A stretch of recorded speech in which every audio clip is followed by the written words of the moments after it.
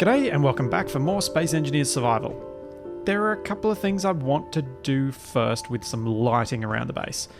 These red lights, I had made a bit of a goof up and I thought from reading some stuff on warning lights for flying that they were supposed to be solid. They're not, they're supposed to be flashy, and plus it's going to look better if they're flashy, so let's make them flashy. And the way we're going to do that is set our blink interval to 1.5 seconds and set our blink length to 50%.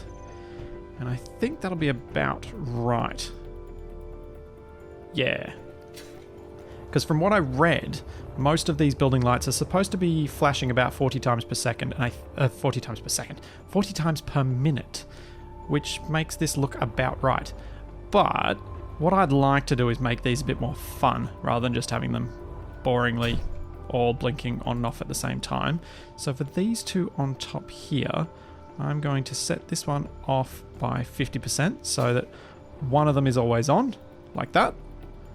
And then for the tower, I'm going to do something even more fun, which is make the lights look like they travel up the tower and then out to the sides.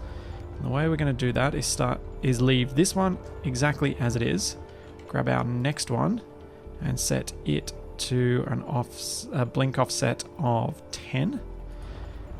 Then the next one up is going to be a blink offset of 25?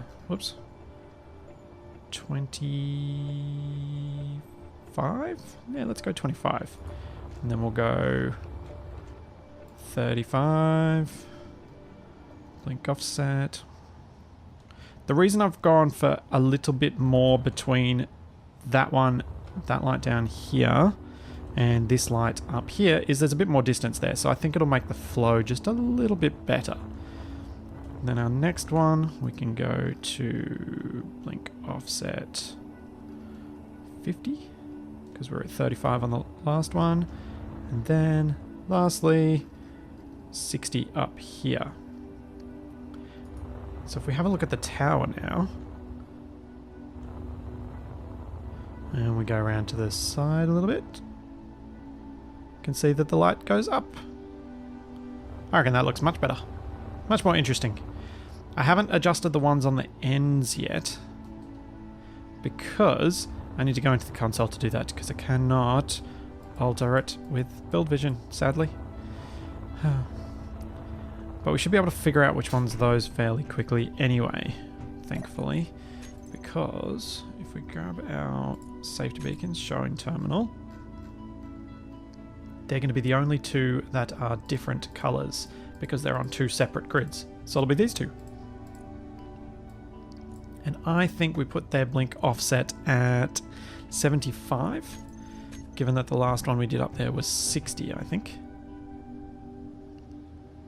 Yeah, I'm pretty happy with that. It's a bit more interesting, and hopefully when daylight comes around, EasyScript will in fact turn these lights all off.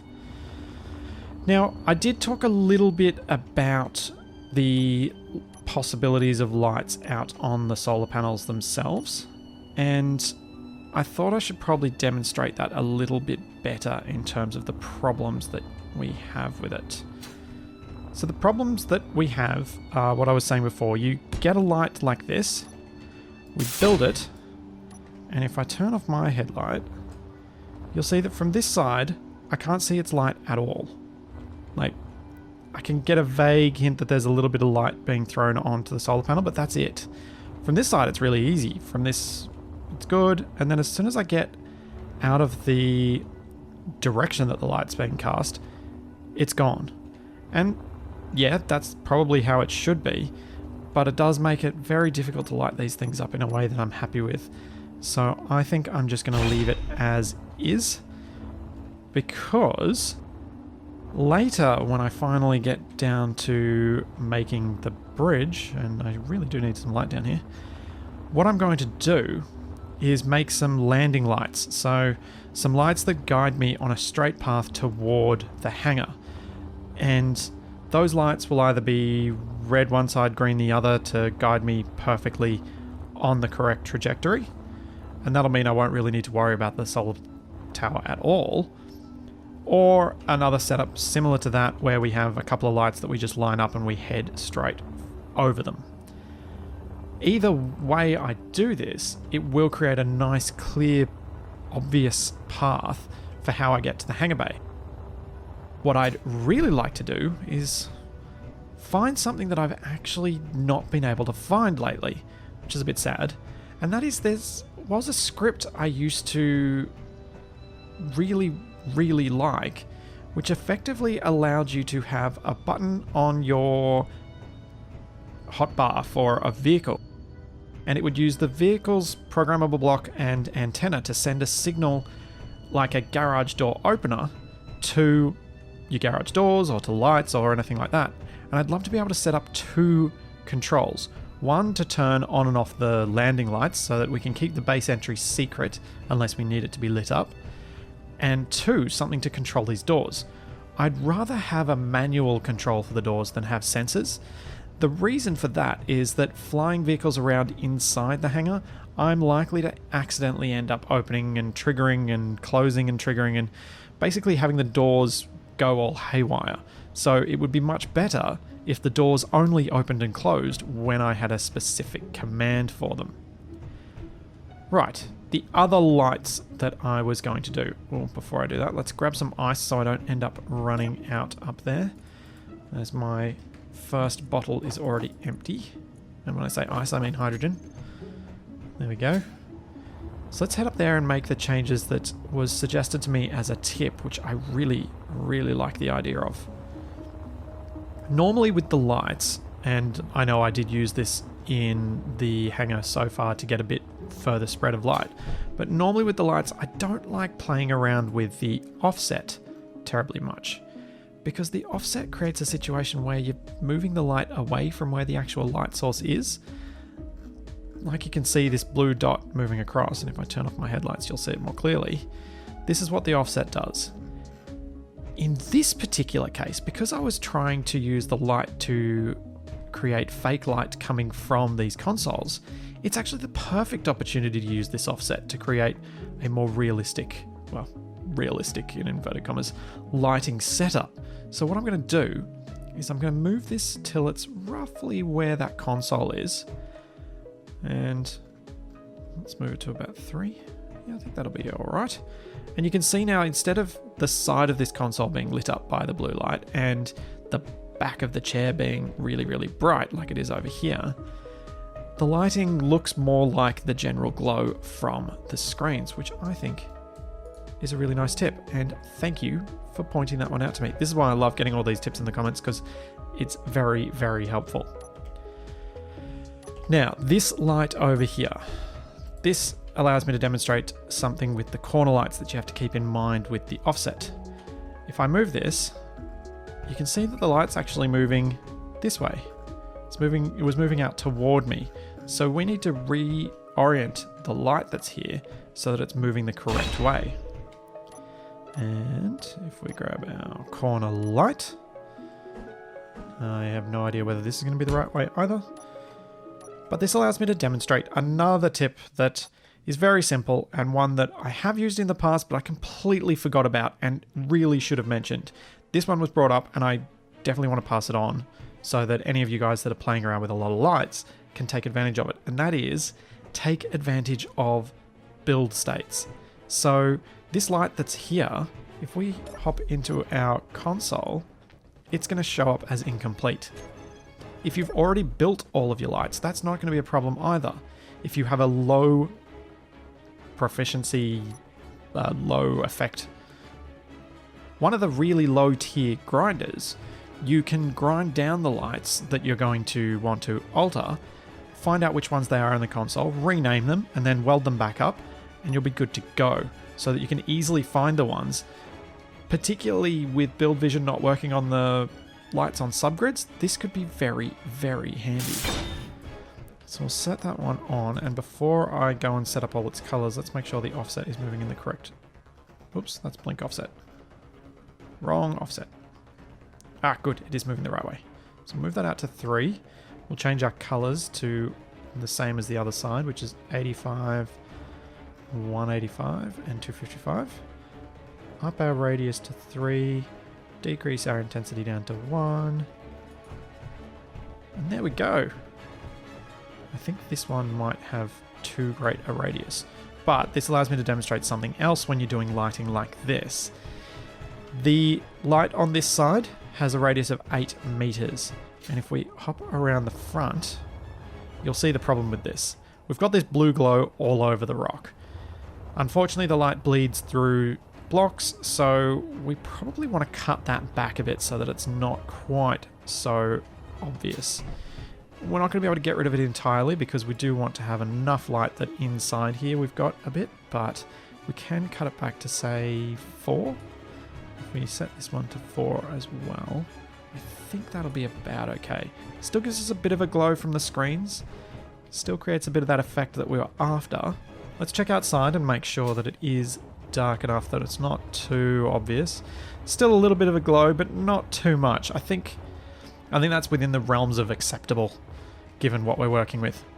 But it is something to keep in mind when you're setting up these lights. If you're wanting to create a realistic-ish effect, make sure you check where your lights are bleeding through. 2 other things in the comments that I want to go through before we start doing any more building today, which are, 1, that marker was from the mapping. Can't believe I forgot that. Thank you to everyone who reminded me of what it was for. Silly. And 2, apparently I edited out that I put in ammunition, because I did put ammunition in. I completely forgot that I'd done it, but I did put ammunition in these things, so we are protected. But we didn't do one thing which needs to get done. And that is grab these Gatling turrets. Should be able to grab both of them. Oh, I did do this too. I completely forgot to even highlight that. So the aiming radius of these turrets is by default 600 meters. And we want to crank this up way out to 800 so that we outrange the enemy. And that should mean that it doesn't matter that I've made this glass, it doesn't matter that I've made this light armor, because the size of the enemies, these 2 Gatling guns, should be able to comfortably take down the targets, as long as they've got ammunition, before they get in range of our base. So we have the range advantage, and that is enough. As to this merge block, I wanted to use either a merge block or use a rotor to connect the battery setup, or the future mobile rechargeable battery thingies, to the base, because of the fact that I may end up draining those batteries dry while recharging the base. And if I do that with a connector, then the battery pack will fall off and it's just not ideal. So we don't want that. So I decided to use a merge block, but ultimately I think I'll end up using a rotor because I think rotors will probably work even better since I don't have to line them up perfectly to get them to lock. But we'll play around with that once I've actually got the battery system up. Oh, there is another lighting thing I want to do. Doing so much lighting at the moment. Let's pop one of these up here. Because if I turn off my headlights, it is really dark in that corner. And I think I agree with everyone who was saying it was too dark and it needs to be fixed. So if I can get this light. No! No, why won't it let me do this light? Oh, rats. Okay. Unfortunately, my grinder is too high level, but we can replace this. And then I can figure out which light this is. So, control panel. It will be the only corner light that is not built. This one. So, we want a bit yellowy. 180, maybe?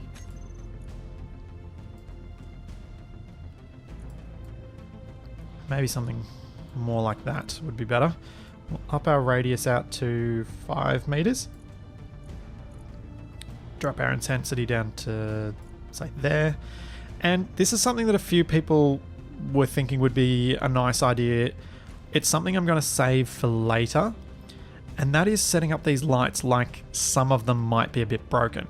And the way we could do that is set our blink length down to say 0.5% so that it's just tiny off, and set our blink interval up to 30 seconds. So for only 0.5% of the time over every 30 seconds, it will blink off. I think that'll be more distracting while we're building than it would be helpful, but once I want to get more of a feel in the base and have it feel a bit more used, I think that might be something we could do. But for now, I'm going to leave it as all solid lights. Might need a bit more throw on that light. I don't think it goes out quite far enough yet. And I still can't interact with it. How's that work? Oh yeah? I think that looks good. Excellent. That, I think, looks much better. I apologize if any of you can hear the construction works going on around my house. My microphone's usually pretty good at cutting it out, but the noises are a bit louder this morning than usual. So now on to the construction plans for today. I had been thinking that the best plan would be to build some sort of forward bunker base, but I'm a bit concerned that it won't really do us much good at all.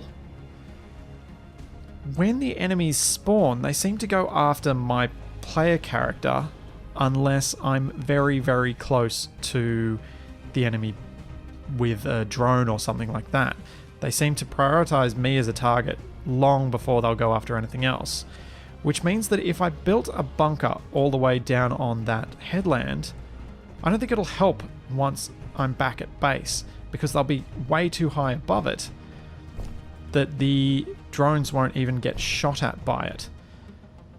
But what I think we should do is have a quick look at the mining site with the tick so that we can see whether it might be possible to get some better defense for that mining site. Maybe with a smallish bunker like we just built. They're not terribly expensive to build, so it may be an advantage to do so. And I'm all focused on defense at the moment because of the likelihood of getting attacked. And it should be daylight soon, so by the time we get down to the bottom of the hill, we should be right to see what we're actually doing. The reason I'm taking the tick down instead of taking any other vehicle is that if I do get attacked, as I'm worried that we may be getting close to the point where the drone base gets in range of some of these sites, if that does happen, I'll hopefully be able to use the tick to protect and just protect my base and destroy whatever's coming after me. Whereas if I'd come down here and anything else, I'd have to turn tail and run and hope that I could get behind the new bunker before anything else gets in range. So if we hop up to our little base, a little flat ground here, is there anything around that could be useful? I suppose we could take advantage of this little bit of high ground here. Let's see how clear a view we've got from it. Oh yeah. Could build a little something up here. Maybe even not a full bunker, maybe just like a couple of blocks and a battery and a Gatling turret. I really do want to build out on that headland though. I think it'd look so cool to do. Have a little pillbox built into the side of the cliff. I may do it just for fun. Because I suppose I could always run forward to it once I see something spawn. And then it would come after me.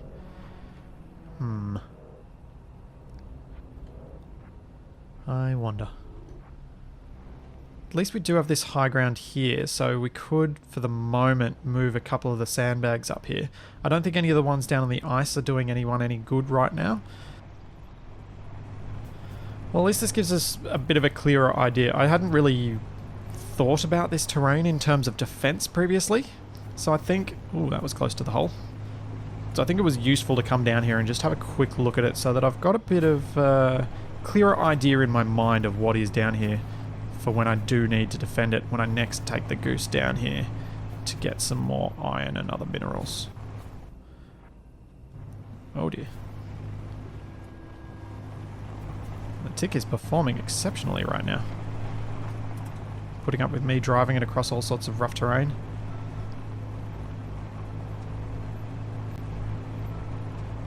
close am I to the enemy base? Still 9.5 kilometers from here.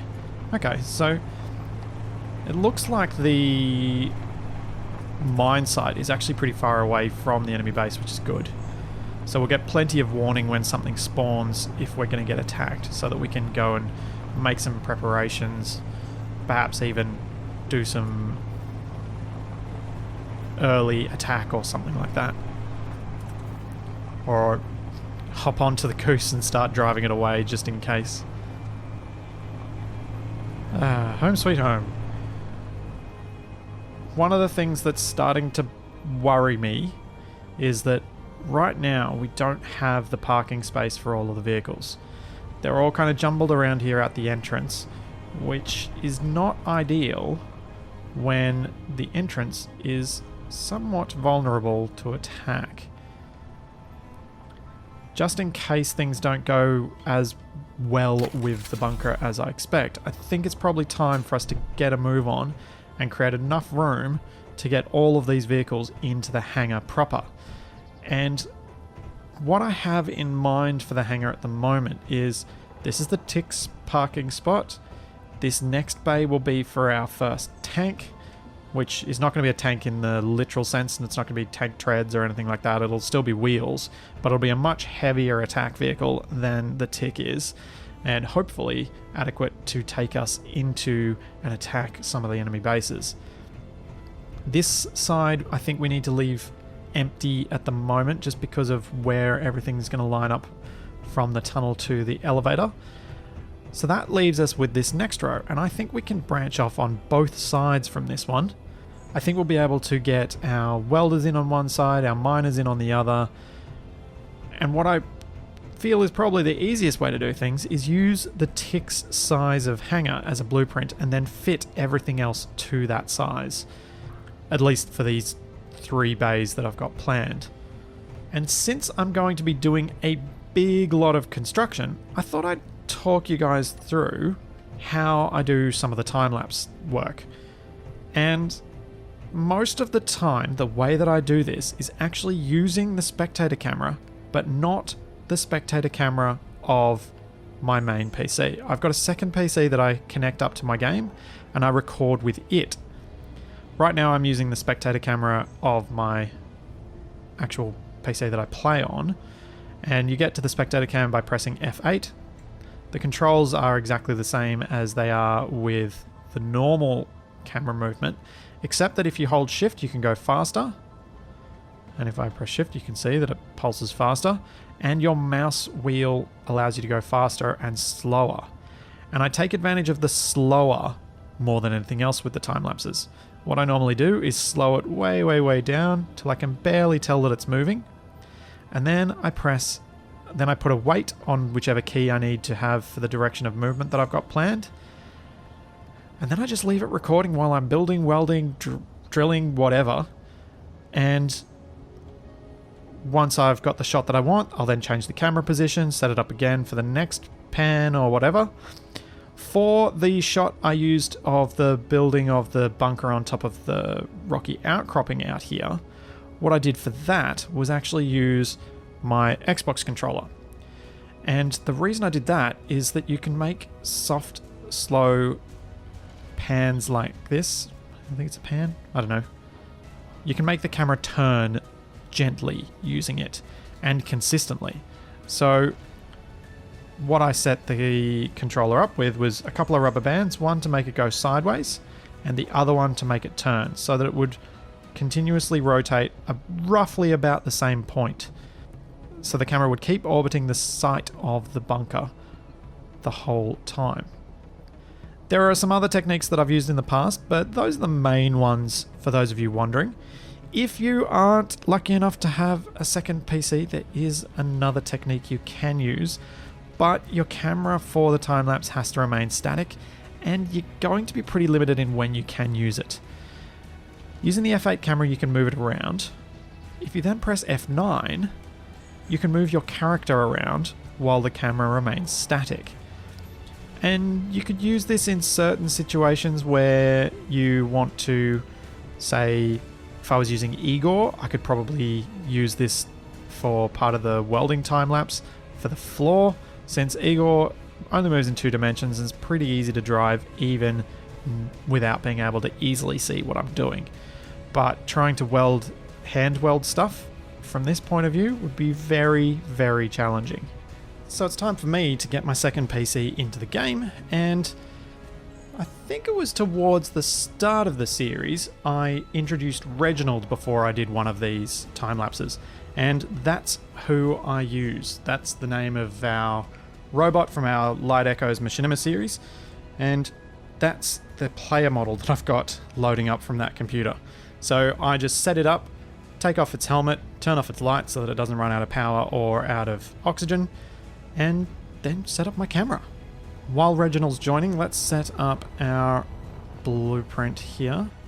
So we'll use this to drill out this one side on the right, then we'll flip the whole thing around and drill out the other side. So I'm going to do something a bit different, and I'm going to actually show you how I'm going to set up the camera from Reginald's point of view.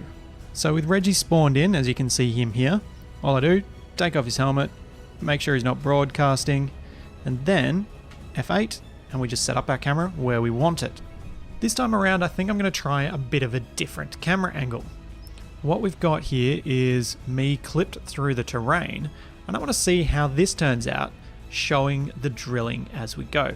We can see the blueprint there, and I need to change that one over to our drilling guide one so that I can more easily drill out. I think this could be an interesting way to show this off. So let's see how it turns out.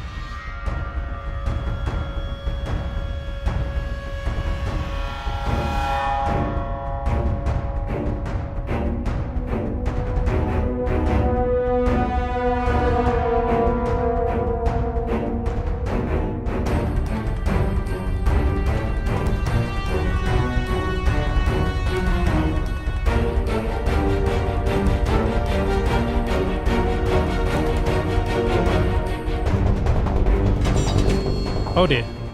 We interrupt your regularly scheduled... Ow. Oh no. No, no, no, no, no, no, no, no, no, no, no. And I'm not saying no, no, no to the ow. I'm saying no, no, no to the fact that I did not notice these 2 enemies moving in on our base. I wonder if we can connect to the little recon drone. Let's hop in here. Our antenna is on. Yes. Shift K. What small grid is this? Oh, that's the goose. It would appear that we have no ability to access our little recon drone. I wonder where it's gotten to. What I'm going to do is I'm going to move the tick out just in case something bad does happen.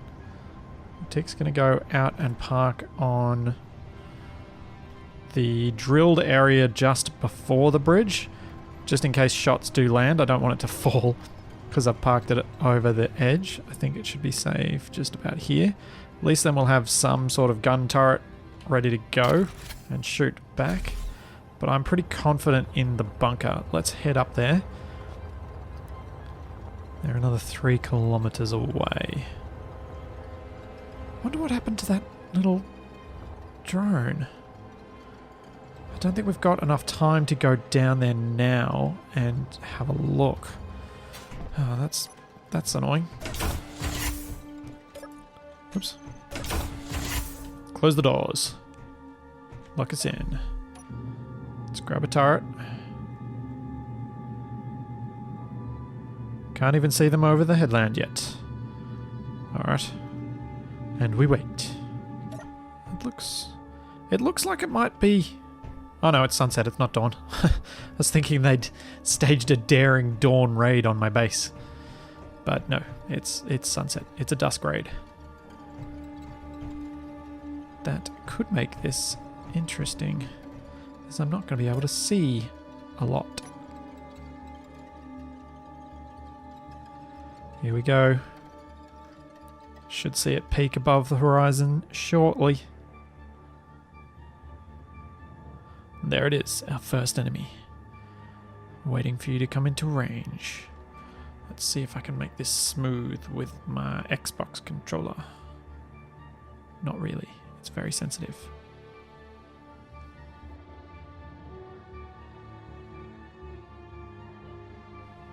At least it's standing out against the sky at the moment. Once it gets nighttime, this will be really quite hard to target if I was doing manual targeting. Just 50 meters to go and it's in range.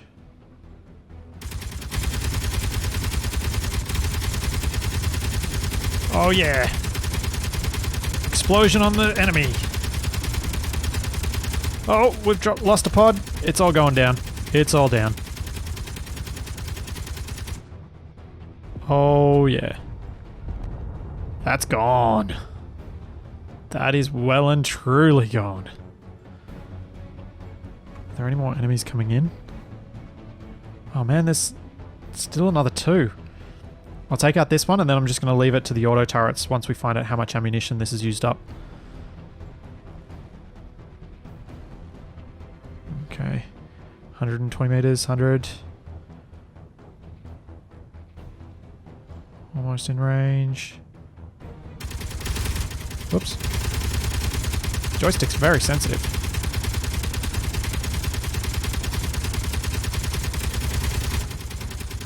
Oh no, bad time for reload.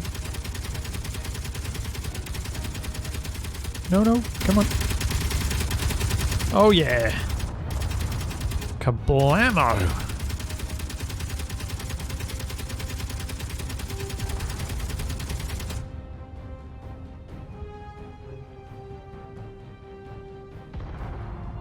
Oh.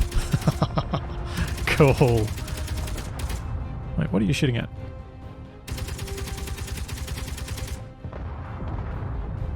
Something. Okay. So the reason I went with the controller there was so that those tracking shots would look a lot nicer, because when you do this, when you do that sort of stuff with a mouse, it kind of gets a bit jerky. Although it's not too bad with this, but close zoomed in, it's kind of jerky, whereas I can move it much better with the joystick. How much ammo did I use up? I had 15 and 14. Down to 13 and 11. Alright, I need more ammunition up here. This is going to run out quickly. That would be a very big problem. It's too dark for me to really help now. I'm just going to have to leave it up to the auto turret to do its work. Lights are back on the tower. Let's grab some more hydrogen and grab some more ammunition. I think it might be time to start making ammunition continuously. Although, do we have enough? Oh, wait. Do we even... I can't remember whether I got more magnesium a while back. Oh yeah, I've got plenty. While we're waiting for the ammunition, I guess we just keep a close eye on how near those enemies actually make it to our base. Looks like we're going to get constant attacks now, which could be interesting when we need to mine. Well, it's definitely going to be very interesting when we next need to mine. But all the more reason to get the goose out of the way, down in the back and safe, because it's not in a safe position right now. Oh.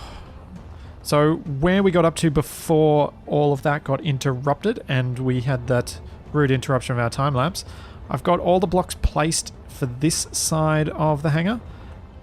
Mostly. A couple missing. There's usually a couple missing when I do this. And I've got this chunk all cleared out around it. So I've just got to get the butterball in and clear the interior part. And then I'll place down all of those blocks ready for the welding ships to start doing their thing. And this is a procedure I've gotten pretty smooth at, I reckon. Having done it so many times now. Drill away by hand, get the nice clean edges. Well, cleanish. And the butterball is very, very good for clearing out this center part. So much quicker than if I tried to do any of this by hand. Oh, I hadn't actually finished this. Okay, let's fix that up. finish all of this off first, because I didn't actually clear out the whole thing. I got interrupted mid-flow. I'm a little bit embarrassed about how late it was that I realised that those drones were incoming. I think they got to about 4.5, 5Ks away from the base before I saw that they were incoming, which is pretty much halfway here. Hopefully I'm not that oblivious in the future. I was concentrating so hard on getting the time-lapse right that I was very, very distracted. Alright. Now, I think we're good. Yes, yes, yes we are. Alright. Now let's clear out the rest of this so that we can place down these blocks and get ourselves another couple of parking bays. Even if I haven't worked out how I'm going to actually lay them out yet, it does give us a whole lot of extra room. And the first one I think I'll be trying to set up next video will be probably our mining ship one. It'll be the temporary home for the Butterball, and it'll be the permanent home for the Butterball and the temporary home for the Ugly Duckling, because the Ugly Duckling is going to get an awesome little display case eventually with fancy lighting and all sorts of historical views of what it's been along the way, as I have backup saves of every single episode, so I can go back and take photos of the Ugly Duckling in all of its different iterations, as it's gotten little bits and pieces added along the way. Now that we're starting to be under constant attack, I think that puts a bit more time pressure on us to come up with a way, and I know there's really easy ways, but I want to do things the ridiculous way. I mean, it wouldn't be me if I didn't. So I'm planning on doing some rather ridiculous things to try and take on the enemy base, but the first thing will be a directly controlled missile to take out that spawning antenna so that we can be safe. But before I do that, I do want to attempt to have a little mining expedition and see if I can keep it safe. Oh, gunfire! Hear gunfire.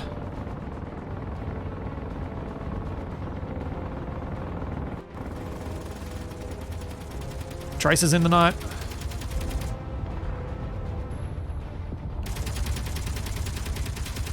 Oh yeah.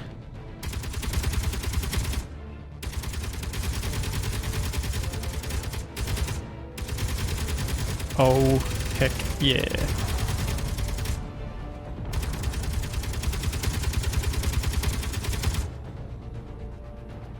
How much ammunition have you guys got left? Okay, we are starting to get towards the uncomfortably low. Alright. Totally distracted from what I was talking about, which was planning for a directly controlled missile attack on the enemy antenna. And I want that to be launched from a Goose-style trailer, because I reckon that'll be fun. Why not? Maybe we could even try and design it so that it can be rebuilt quickly on the trailer as well. But what I need to do first is grab some interior blocks and place them down correctly here. And here. And there we go. Now I can just place the rest of these blocks with the welder.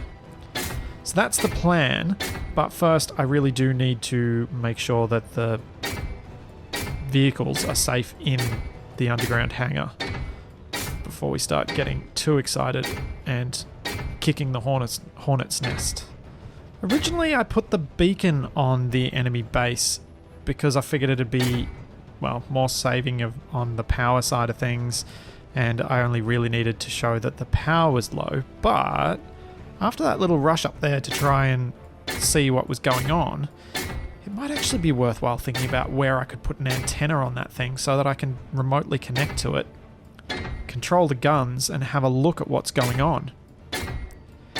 May be very, beneficial, even though it will use up much more power. I'm not sure where I'd fit the antenna on, but maybe I could put it on out the back of it. I'll have a think about that one. But it could definitely be valuable enough that, particularly as it'll keep me out of harm's way, doing it could be worthwhile. If you're wondering why I'm going around placing all of these blocks like this, it turns out that the welders don't do this anywhere near as quickly as I can. And if I place them all, I should just be able to roll around with my welders, load them all up with their inventory, and in the case of Igor, actually get everything built. And Igor does need the surface to drive on, so I do have to do these for Igor anyway. But I do the wall and roof ones as well, because then the Buttercup can just place down all of the necessary components, and then I can just weld the rest by hand, and it's actually quicker. It's unfortunate that that's the case, but that's just the way it is. And I've kind of gotten into a rhythm of this. Oh, more gunfire. I think that's going to be a regular occurrence now. We are now at war.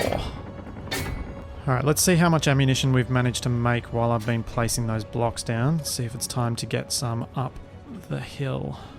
Oh yeah, that's enough to move.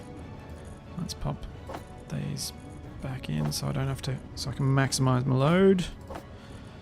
Yeah, 56. That's heaps more ammunition than I started with, so that should last us for a little while.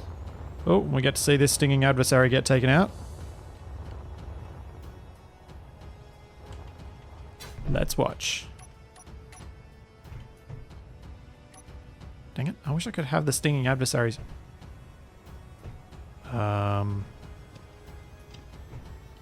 It's not moving. That's a worry. It's, well, that's not good at all. Oh man. I wonder if I can get it. I wonder if I can taunt it just enough to get it to move.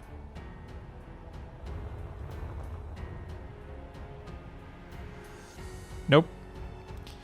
It is not moving either way. Great. Just great. They're standing off just outside our range. Perfect. Perfect. Ugh. Well, I am going to weld up all of this, and then next time we're going to plan these out so that we can actually park in them properly. So there's that, and probably a whole lot more gunfire to come. So I'll see you then.